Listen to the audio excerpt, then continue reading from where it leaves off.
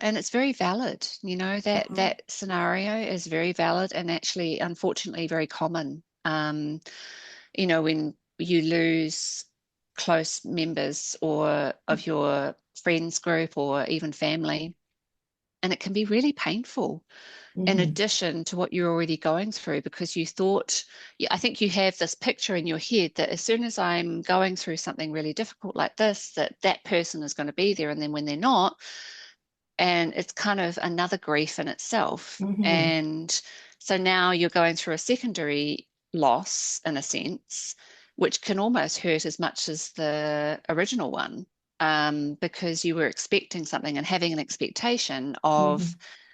their reaction to your grief, and they didn't respond in the way that you would have hoped. And it's very hard to rationalize in that moment what that person might be going through and not knowing how to respond to you because you're not normal, as Mhm. in the sense of that you're not the normal person that they know how to react to.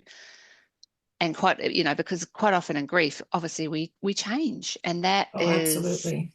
our I know I'm not the same person I was when before I lost my family. I know I'm not.